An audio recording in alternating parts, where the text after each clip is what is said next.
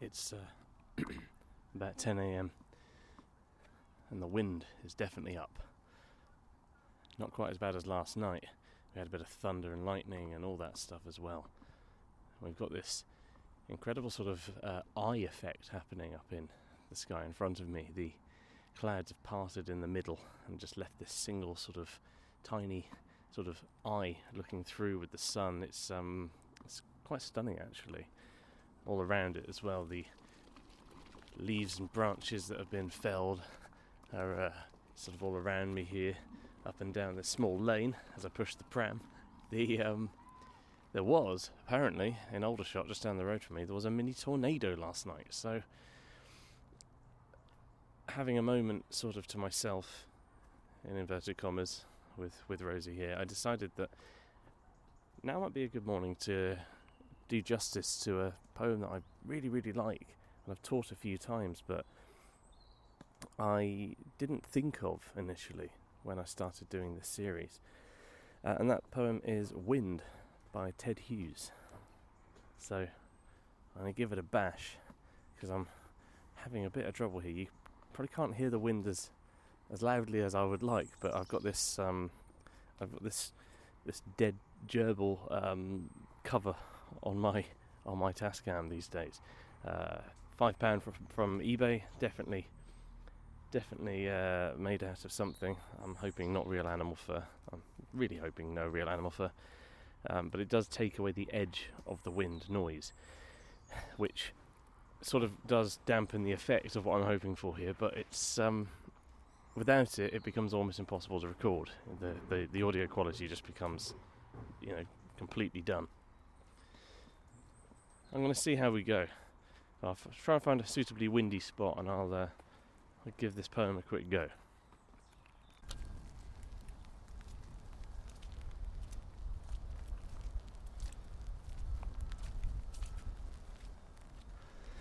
We've just ascended the top of a hill, and somewhat fittingly, given we're talking about Ted Hughes, I've just come across a hawk roosting. Flown off now.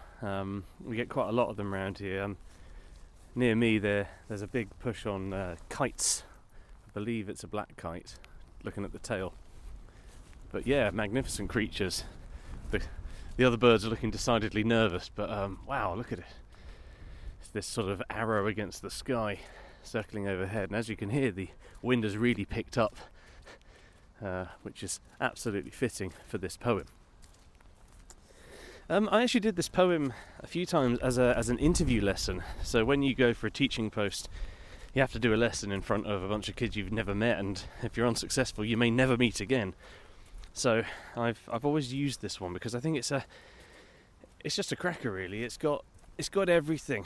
It's got really simple language in parts, used very, very effectively, but it's got some lovely sort of bits of double meaning, and I think really captures the force, the sheer force of an element like wind.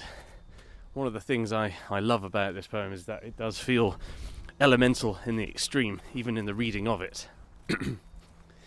So I'm going to find the loftiest point. I'm nearly at the top of this hill now, and I'm going to read the poem. Stood there. You can probably hear some wind chimes in the distance. I'm near a nice house, one I wish was mine, but alas, it's not. And they have these wind chimes which are obviously going a little bit mad in the weather. Wind. This house has been far out at sea all night. The woods crashing through darkness, the booming hills, winds stampeding the fields under the window, floundering black astride and blinding wet, till day rose. Then, under an orange sky, the hills had new places, and wind-wielded blade light, luminous black and emerald, flexing like the lens of a mad eye. At noon, I scaled along the house side as far as the coal house door. Once I looked up, through the brunt wind that dented the balls of my eyes, the tent of the hills drummed and strained its guy rope. the fields quivering, the skyline a grimace. At any second, to bang and vanish with a flap. The wind flung a magpie away, and a black-backed gull bent like an iron bar slowly. The house rang like some fine green goblet in the note that any second would shatter it. Now, deep in chairs, in front of the great fire, we grip our hearts and cannot entertain book, thought, or each other.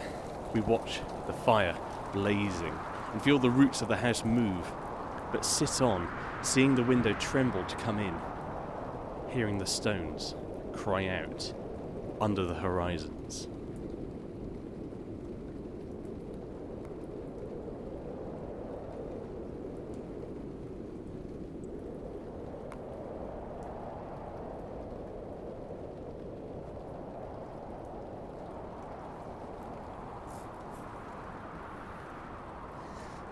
As first lines go, it's a bit of a banger, really. This house has been far out at sea all night. I imagine like a ship with a huge, vast sort of rigging on it, tumbling away out at sea. You know, the spray flashing and sort of, splashing and churning at the windows. We had a pretty bad couple of rainstorms recently, as I said, and it does really emphasise how flimsy your house really is, and all the other stuff that comes with it, all of the accoutrements of civilised living. The idea of the woods crashing through darkness, and the booming hills and winds stampeding the fields. This idea that it can get everywhere. You don't see wind, but you see the effects of it. You see its destruction. But also the idea that there's no hiding from it. There's no safe place from it, really, except for indoors. And even indoors, you look outside, wondering just how bad it's going to be. One of the reasons I wanted to record this sort of upper hill, if you like, is because of this next line. The idea of, in the next stanza, in the second stanza, we get this idea of under an orange sky, the hills had new places. Very simple, but very effective line. This idea that the wind has almost rendered everything in front of it moved. Even though we know that it's pretty much impossible to shift a hill with just pure wind, but it's that sort of idea that you look at the landscape and it seems changed. It seems moved. Thankfully, in most cases it's purely metaphorical. But I do love this idea of the wind being wielded blade light, and this luminous black and emerald flexing like the lens of a mad eye. I'm reminded of that cloud I saw earlier with this small aperture of light coming through. The idea of this swirling wind creating a sort of almost an eye of God effect coming through. It's kind of celestial, it's also quite scary as well, this mad eye. I think of this eye sort of staring and glaring down in a sort of malevolent fashion, really. And then we have, at noon, I scaled along the house side as far as the coal house door.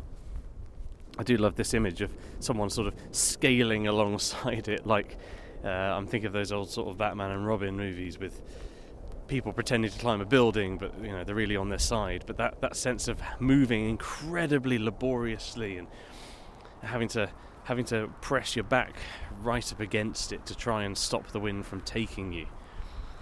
The wind today isn't anywhere near as bad as all that. If it was, I'm not sure I could actually record, even with my special microphone muff thing that I've got on here.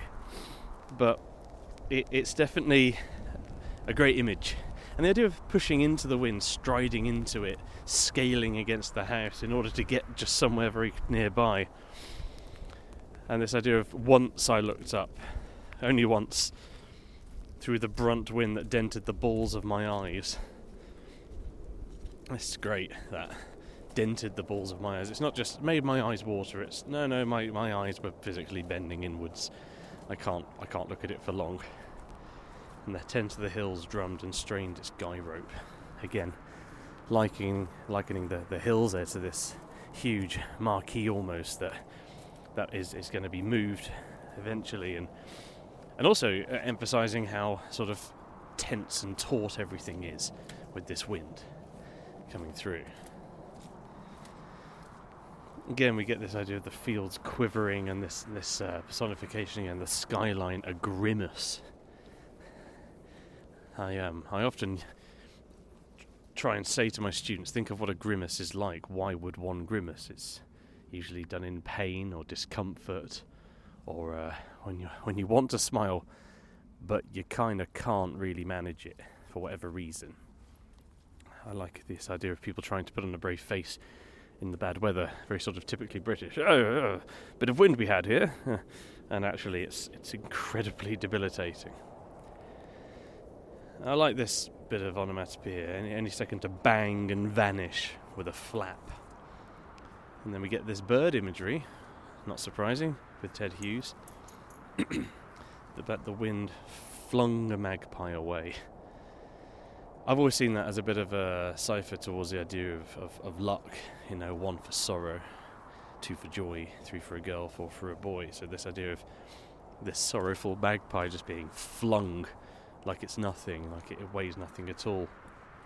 And yet the giant black-backed gull is not immune either, bent like an iron bar slowly. We've even got this clever little bit of enjambment here with black and back sort of running from one to the other, almost like it's being halved, like it's being pulled and chopped and sort of bent. It's a wonderful image and really very sort of, I don't know if I'm supposed to feel sorry for the black-backed gull or sort of in admiration. It's trying its best to fly in this wind, and it's just being bent slowly, even though it is very strong like iron. The house rang like some green goblet, like some fine green goblet. And fine there, of course, I love the idea of it being both fine in terms of its finery and it being incredibly valuable, but also it being fine, it being fragile, it being thin and susceptible to breaking quite easily. And I think of the old opera singer idea of somebody singing so high and so hard that the vibrato can actually shatter the glass, and this idea of the wind sort of being singing in a sort of horrible chorus coming through. We do get a bit of a change of pace towards the end here. We switch from outside to inside very much. Now deep in chairs in front of the great fire, we grip our hearts and cannot entertain book, thought, or each other. We watch the fire blazing and feel the roots of the house move, but sit on. So this sense of these people being under an onslaught, they might have the nice fire, they might have their books, they might have each other, but the evidence the wind is all around them. It's out there and it's trying to come in, which is a great sort of threatening idea here. I'm reminded a little of Seamus Heaney's Storm on the Island here, his final line, strange, it is a huge nothing that we fear. And of course that's sort of the point, is we can't see wind, but we can see and feel its effects very, very keenly. And the final bit here, this intruder, seeing the window tremble to come in, and we have hearing the stones cry out under the horizons. This sense that all of nature is under some sort of attack here. And yet wind is as much a part of it as any other element, and nothing to be done with the wind except to endure it. It happens and it's out there. But if you've ever been caught in a storm, and especially if you've ever been caught in a storm that's caused power cuts, or maybe like a tree's fallen down in the road, you do get this real sense of worry, of fear. What do you do? Do you go outside? Do you carry on as normal?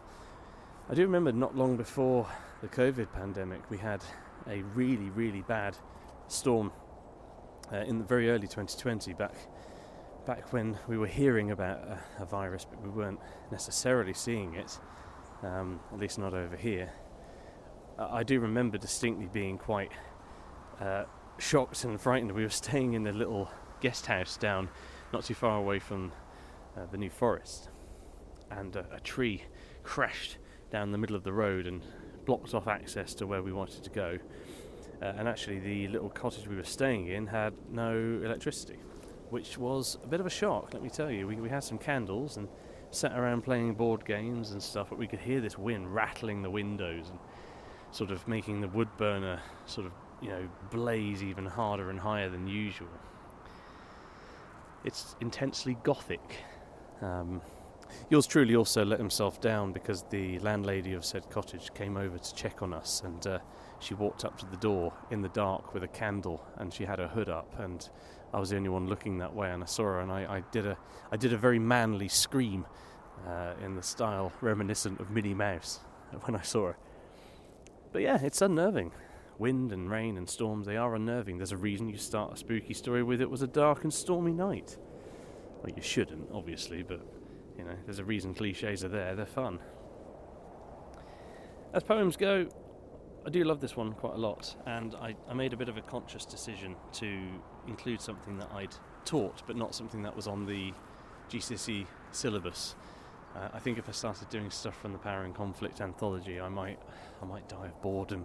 There's some good stuff in there. There's a lot of guff as well.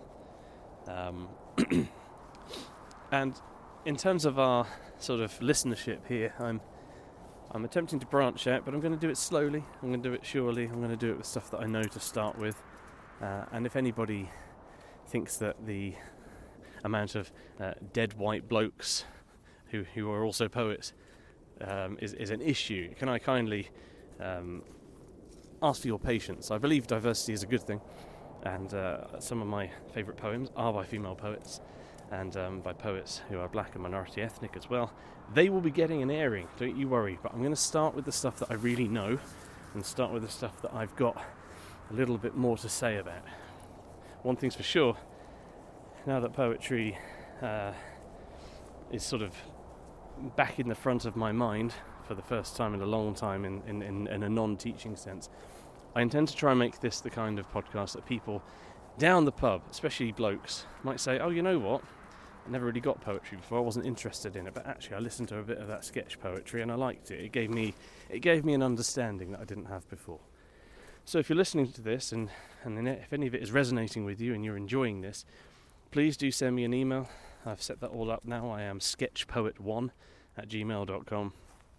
I'd love to hear from you, even if it's just to say hey and keep up the good work, or if you are feeling brave and you want to get in touch and ask me to do a poem of your choice, providing that I think I could do it justice, I'm very happy to sort that out. I'm not going to set up a Patreon or a Coffee or any of that rubbish. I think those things are very valuable, but just they're not for me. If you're really keen for me to do a poem and you want to pay me, I'll send you my details and promise to give some of it towards a charitable cause. But anyway, that's all from me for now. You've been listening to Sketch Poetry with me, Joe Riley. Have a wonderful rest of your day, and stay out of that wind.